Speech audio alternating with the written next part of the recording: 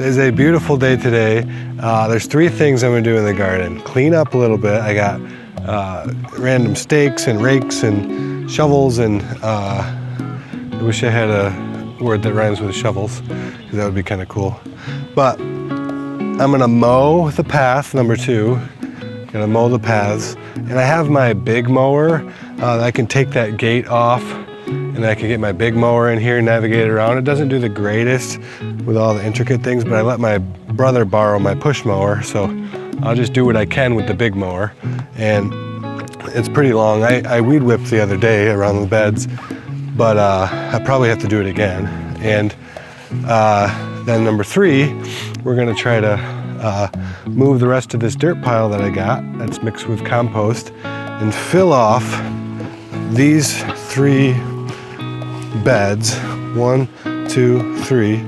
That one still has popcorn stalks in it. And then these two, this had sweet corn last year, and I just chopped off the corn stalks at the the base, and I kept the root balls in over the winter. Typically that allows, it's a little dry, but that allows for the worms to kind of have some sort of shelter in the root balls over the winter, and kind of keeps all the soil integrity so it doesn't all freeze and get just from the harsh weather we have in Michigan here. So, and it lets the roots break down a little bit more. In the fall, these corn stalks, the root, like you can kind of tell I took a couple out and it makes a giant crater. But if you wait, they kind of just, break apart. And, all that carbon from the root is left, and I think is good for the soil. So I'm gonna put potatoes in these 3 bunks. I was gonna put potatoes in these 4 1-foot high raised beds, but I ended up putting extra onions in that one last one. So I'm gonna do 3 4x8 beds of potatoes. Are you gonna help us, Maddie? Did you want me to? Yeah, I'm gonna mow first and get it ready, and then we gotta plant potatoes, okay? That'd be fun? Yeah. Remember doing that last year? I don't think the boys want to help. They don't wanna help? Well, we'll get them to help. They're gonna love it once they start. Like they did with the other two. Right. But what we can do is clear those corns. Want to clear the corns? I bet you if I took the boys over here and I told them they could play swords with these corn stalks, they would help in, wouldn't they? Yeah. Do you want to go give them? I'm gonna go show them. We'll just get that dirt out of there. They probably don't want to be swinging it and then that thing's in their eyes. The dirt? Yeah. Wow. So they're gonna work on clearing this bed. The other beds are close. We just gotta add compost, top them off with soil, and I'm gonna get the gate off and mow. And I might fly my drone.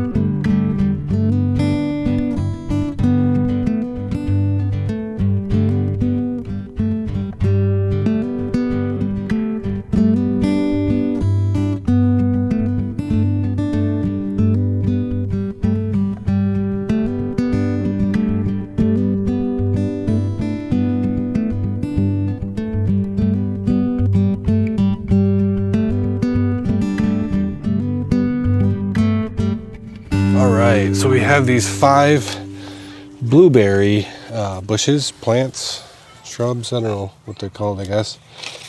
I think there's 3 different varieties. Jersey here, if you care about the varieties. Jersey, Elliott, another Jersey, and Blue Crop. So there's, I think the 2 big ones are Blue Crop, right? I thought This Jersey one. were big ones. These are Jersey. And then this one is, has seen better days. So I probably gotta It's like half dead. prune it or something. Don't really know what we're doing with blueberries. We just saw them at the plant store at the Memorial Day sale last year and bought them. They were looking good then. Now they've seen better days. If you have any resources or whatever. What are these? Do you know? We thought when we moved the bed, we thought these were worth saving. It looks like some sort of flower, but we can't remember. Or a bulb we planted. Remember my mom gave us like a ton of extra? Of what? I don't remember. Anyone know what that is? Let us know. There's 2 of them here. They're kind of pretty, whatever Yeah. they are. I You see that? I don't think it's a weed. It looks like it. No, it looks like some sort of bulb. Yeah. Maybe your mom would know, I guess. But or people in the comments will pull through for us. We have this bed here we moved from over there, and we moved it because I think I had already had the bed made for something else. We had moved it and then we just planted the blueberries in here. But I have my big mower like you saw me, and I couldn't get through here. So I typically, it's not a problem because I have my push mower, and I push mow this whole area inside the fence, and then I bag it, and then I use the grass clippings for compost. But sometimes this grows too fast and I can't keep up on it with my little push mower. It's a battery powered one, and I need to take the gate off and come in here with my big mower. So now I can get, I did a pretty good job, except for you might have noticed we have these pine trees over here. We planted those like year 1 when we moved in, before we had anything out here for the garden. Well, we had just those 4 original raised beds and these 5 pine trees kind of growing up on the property line, and I just ended up fencing them in as part of the garden, and so far so good, except for kind of mowing around it. It works okay with the push mower, but I left 6-foot walkways between each bed. There's 6 foot, and my mower fits in there fine, and I can maneuver. And also, it's nice to have grass pathways because, you know, if you're weeding something, like, you can just throw it on the grass, and like all this stuff, I just leave here and then I just mow it. I just mow it next time, and it all goes into the compost or gets mulched and stays in the ground. So that looks really good. A planter box in front of the greenhouse. There's some room on the ends. I might direct seed some sunflower in a few weeks when the time comes. We're about 2 weeks before our last frost. The forecast looks okay, but there's still some fluctuating between 38 and 41 degree lows, and we did have a frost event the other day where I had to cover up the lettuce. I have a little frost cloth that covers this bed, so I just covered the lettuce and they're doing fine. There was frost on the strawberry leaves over here the other day, so they can take it though. They're doing great. Everything I have planted out here will take a light frost. The lettuce might be the only thing that might not, but I have, like I said, I have a cover. The onions don't care, the carrots don't care. My buddy Brandon did overwintered onions, and his look the same or better than mine, and he didn't even cover them, and I did. So onions love cold weather. So now the next thing is we are going to fill these 3 beds with the rest of this dirt, and hopefully plant some potatoes in at least one of the beds. And then over here, we're gonna make some more beds. I really like the raised beds. It's nice, like you just saw, I can mow. I can come out here in bare feet and I'm not getting all, there's nothing wrong with rototilling. We actually did that last year. Here, you can kind of tell, maybe there's a strip here that I rototilled, and there that I rototilled for corn and potatoes. And that worked actually pretty well. In the clay, we got a lot of potatoes, 133 pounds of potatoes. But it was a mess, and their weeds were just, I spent most of my time just weeding. Like, I didn't have to weed any of that stuff, and I had to weed so much in this potato bed and the corn. So I like the raised beds. It's easier to get to the weeds, and the compost acts as a layer of suppressant against any weeds that are existing in the soil. Plus, when you rototill, any weeds that are in the soil, you bring up to the top. So a lot of weeds carry their seeds in the roots, apparently, and then you're just bringing it up to the top when you rototill. So you're just fighting weeds is all a little bit more when you rototill. Uh-oh, we got the mafia over there.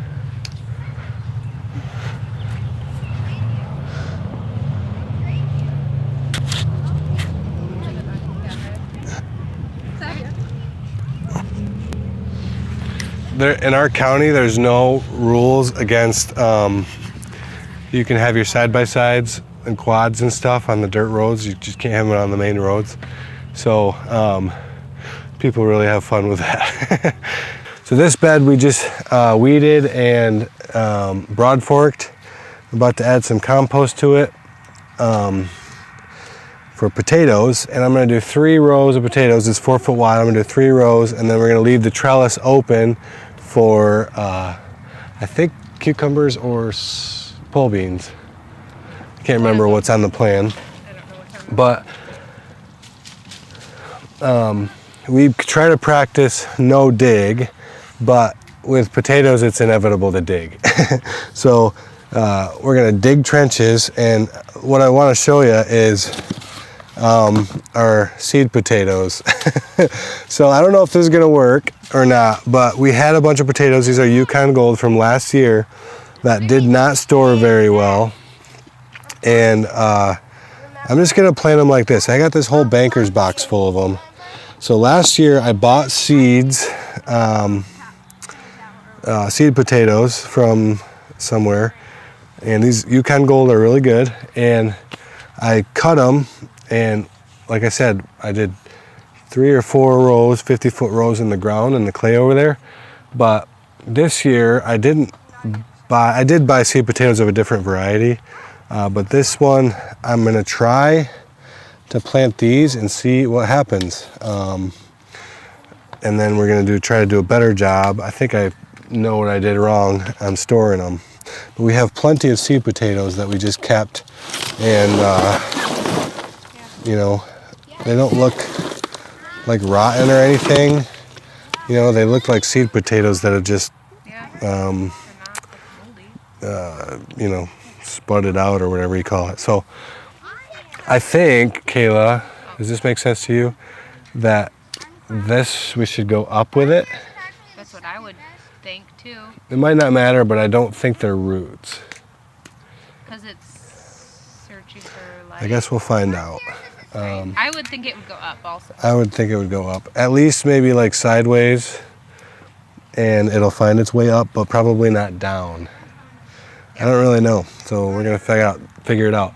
This bed and this bed is gonna be these, and then if it doesn't work, we'll rip them up. And then the other bed, I'm gonna do those, what would be Kennebec, is a variety I got that was from the store. Yeah, so it's nice and loose. That broad fork really breaks it up, aerates it, takes a little of the compaction out, and I'm thinking that'll be better for things like potatoes, carrots, anything that, you know, has to have a little bit of room maybe to grow bigger, you know, in theory, I guess. We had corn in here last year. That kind of depleted or lowered the soil level pretty good.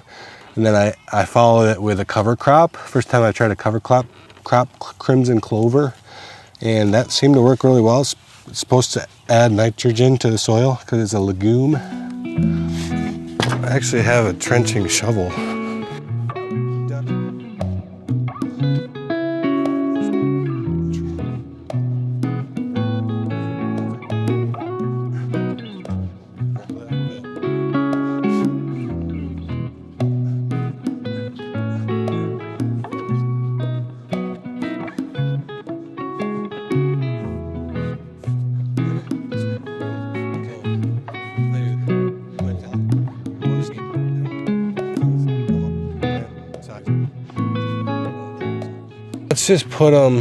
Let's just put them like sideways. Okay. I don't think it matters.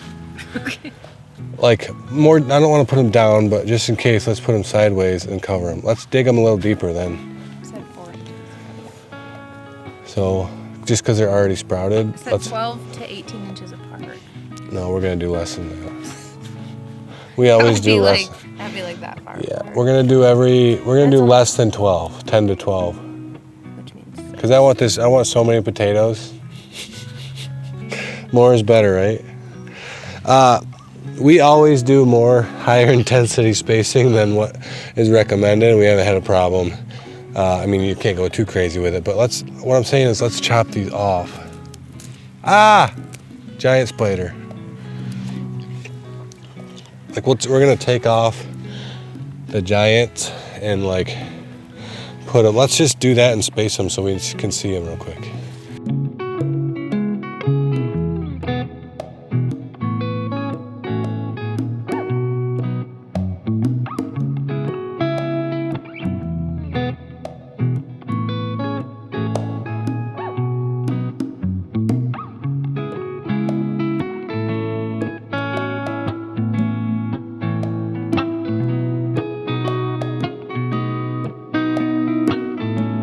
So these are the Kennebec potatoes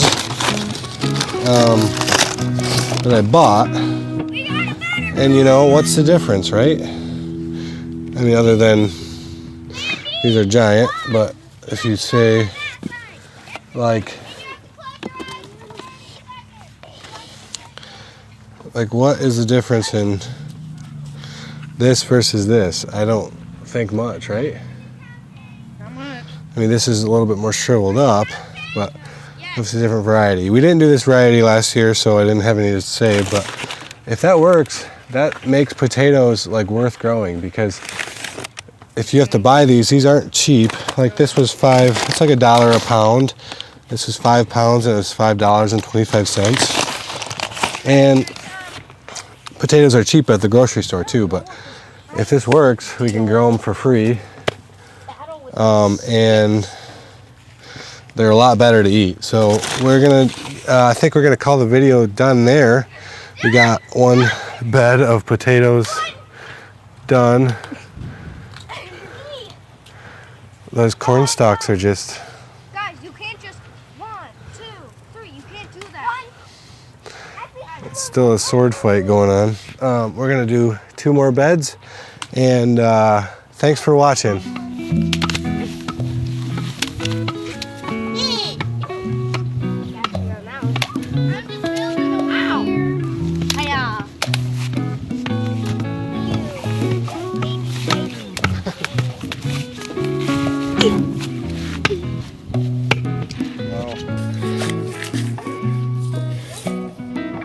Wanna put a couple in, Maddie?